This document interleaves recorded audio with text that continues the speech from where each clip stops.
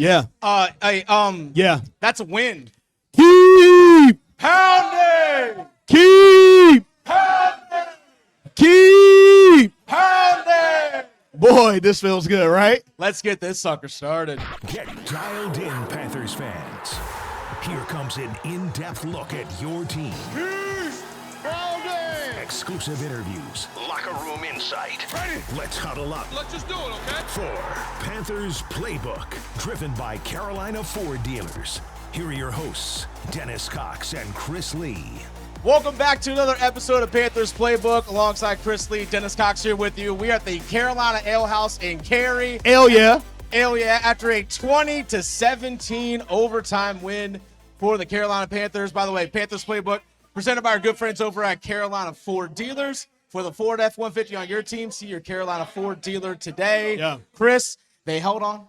It got scary for a minute there. Listen, it wasn't a good second half for the Carolina Panthers. It was not very good. It was not a good second half. What they did, though, outside of the Chuba Hubbard fumble, yeah, they took care of the ball. They did. They ran the ball. And you know, you wish that the offense would have been able to do a little bit more. You wish that the defense wouldn't have allowed the Giants to drive it 90-plus yards for 96 yards on 13 plays for a touchdown. Yeah. But when it counted, the Carolina Panthers came together and kept it in. So a win is a win. And now with 2 wins back-to-back and a bye week, the Carolina Panthers are going to go 3 whole weeks without a loss. Exactly. Let's go. 3 whole weeks without a loss. 3 whole weeks without a loss. 3 weeks. 3 whole weeks. 3 whole weeks. 3 whole weeks. 3 whole weeks. The last time the Panthers actually had back-to-back wins was November, like last weekend in November and the first weekend of December in 2022. It's been 2 years Steve Wilks. since we've had back-to-back wins. Steve Wilks, head coach. All of the stats where the Carolina Panthers were like an actual football team goes back to Steve Wilks. It's funny. They actually had a first-half shutout. They were up 10-0 at halftime. First time in 36 games. 36 games. First time since Steve Wilks was the head coach. Steve Wilks. Like, that's literally what we're looking at here. It's literally been 2 years since we've experienced anything like this. So not hiring Steve Wilks put the Carolina Panthers back 2 years. But we're here. But we're here. We're right here. We're here. We're right here. We're here. We are right here. We are right here. You know, here's the thing about it as well today, Chris. Chuba Hubbard gets the big contract extension. What did he back it up with? Listen. Career day. Career day for Chuba Hubbard. That guy's the reason why the offense moved the ball today. There's a lot of people who are against paying a running back. Sure. And look, this is what I say. If your running back is your offense, if your running back is making sure that you are that you've been able to win 3 games when it doesn't look good, you've got to pay that guy. Yeah. And right now, what you said, this was the 8th best, I guess he's the 8th highest paid running back now. 8th or 9th highest. But he's the 5th in rushing. It makes sense to me, right? Like today, 28 carries, 153 yards. And look, and here's another thing too. And a touchdown. In the second quarter, Dave Canales went away from Chuba Hubbard. He did. If the Carolina Panthers would have helped themselves out a lot and maybe even scored again, if they just would have had a steady diet of Chuba Hubbard. 28 carries, I love it. We said that the sweet spot is between 23 and 25. He got a little bit over that because in this game, this is what you needed, and you were playing with a lead.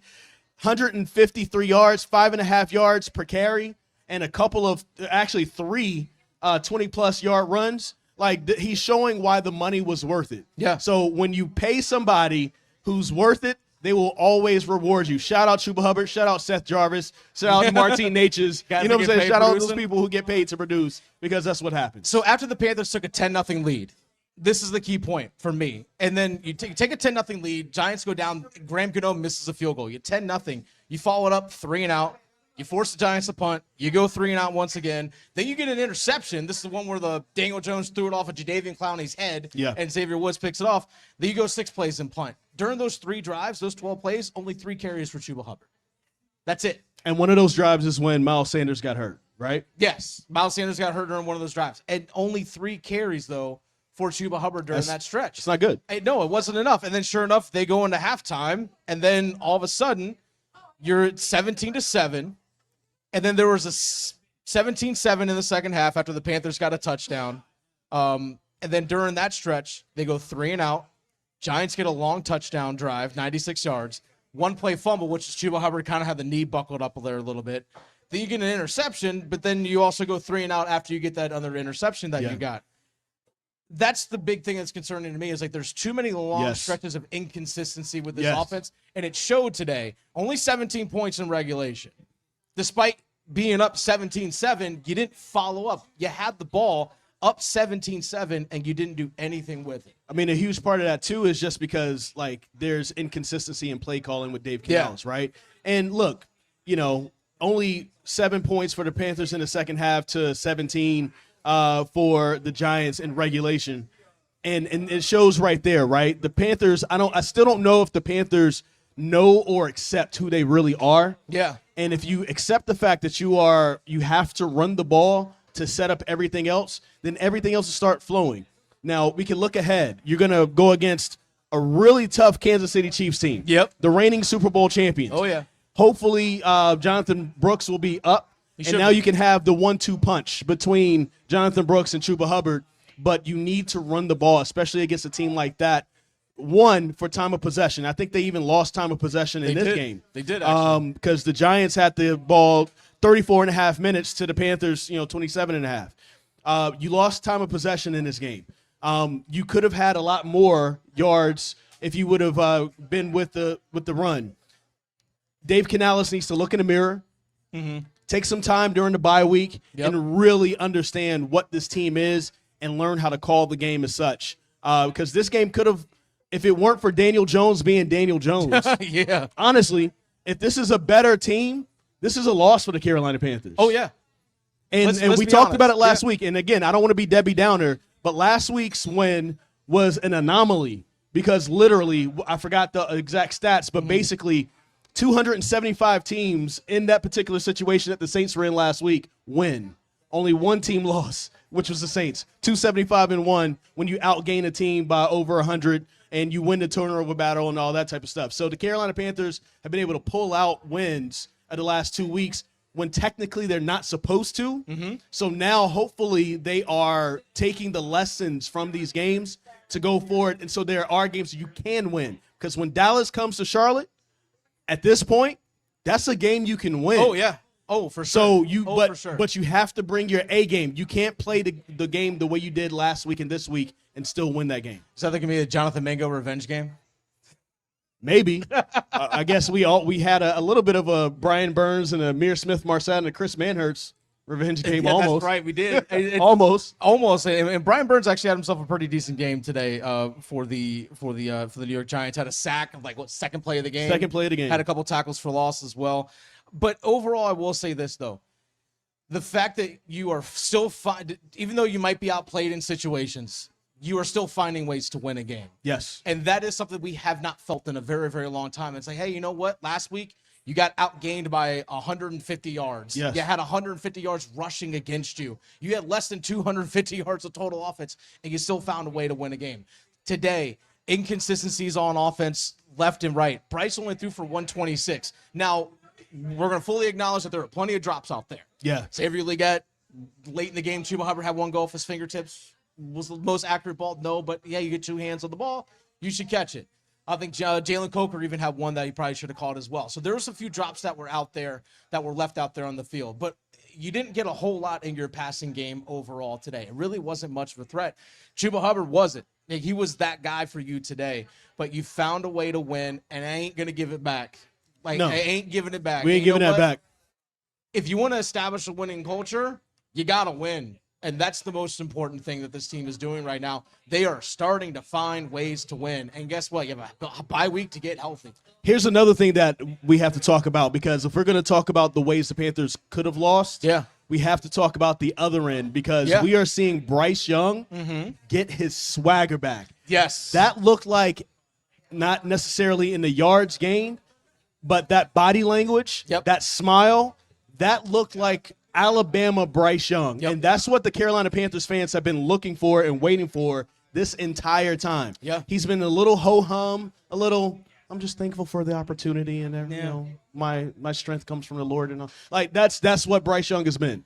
Today he looked like, yeah, boy, I'm gonna go get that. And that there's a huge difference, because the folks who are playing for you, who are blocking for you, they are going to respond to you how you put your energy out there. And I think Bryce Young is starting to see that. He's getting his swagger, and you saw it in his game today. It wasn't the best game statistically, but also we're not talking about Bryce Young being the reason why this team possibly gave stuff away. No. We're talking about coaching. Yep.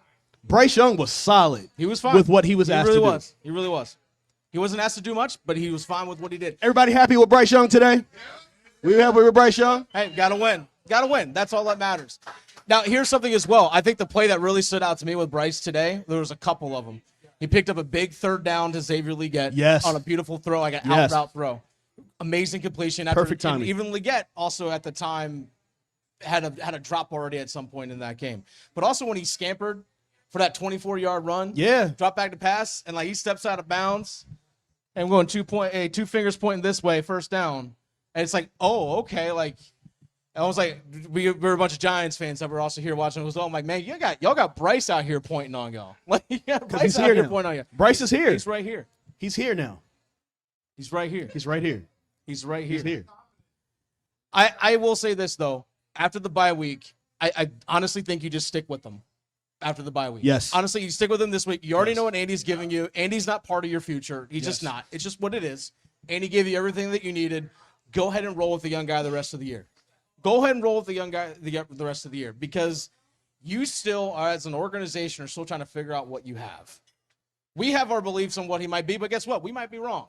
But let's talk about what they have, because we were going through that earlier. Mm-hmm. If you look at 6 receivers caught the ball today. Yeah, which by the way, JT Sanders. 3 of them are rookies. Yeah. Right? Jadeveon Sanders, Jalen Coker, and Xavier Legette. Yep. Out of the 6. So the future is bright. We still haven't seen Jonathon Brooks yet, right? Jonathon Brooks, we should see him against the Chiefs in a couple weeks. And then also we've got DJ Wanham looked really good on his first game back. Had a sack today. He was around the ball once he really gets it, like it almost felt like his presence made Jadeveon Clowney play better, because I felt like I saw Jadeveon Clowney make plays that I've been wanting him to make all season, and we just haven't seen it yet. Yeah. Right? So we've got him on the books for another year. Hopefully they keep him. So Josie Jewell looked good today. Yeah. So like there are starting to become bright spots for the Carolina Panthers for the future, especially when it comes to these young pieces. And these young pieces that we talked about, Xavier Legette, Jalen Coker, Bryce Young, Jadeveon Sanders, hopefully Jonathon Brooks when he gets in. This is going to be huge for the Panthers in the next few years. And you've also already know you got Robert Hunt and Damian Lewis and Ike Ekwonu on contract next year as well. Taylor Moton, it's kind of an iffy situation because his cap number is so large. He's getting up in there in age. Like, is he willing to take a pay cut? That's a major question going forward about Taylor Moton's done pretty solid this season. Hopefully he is. But then you have a question at who's going to be your starting center going up, which, by the way, shout out to K. Mays. Like, you got Dexter Lawrence coming at you. Look good. Yeah, and he held up. I'm not saying like he's like the future at the position, but hey, I gotta give credit where credit's due. But I know what, though? Dexter Lawrence's name called a whole lot tonight. It's a roundabout way, but if it does end up working out, then at least that's another draft pick that worked out for the Carolina Panthers. Yeah, well, it's funny. He had to go to the Giants first. You got to do it to the Giants first, and then come back. It's funny how that works. Yeah. But yeah, Dexter Lawrence's name, I mean, honestly, yeah, okay, he had 4 tackles. All right. I mean, he's one of the best defensive tackles in the entire league. All right, he only had 4 today, 1 tackle for a loss, but he didn't really impact the game a whole lot, at least it felt like. Here's something that we have to talk about, too. When's the last time the Carolina Panthers won the turnover battle? Been a minute.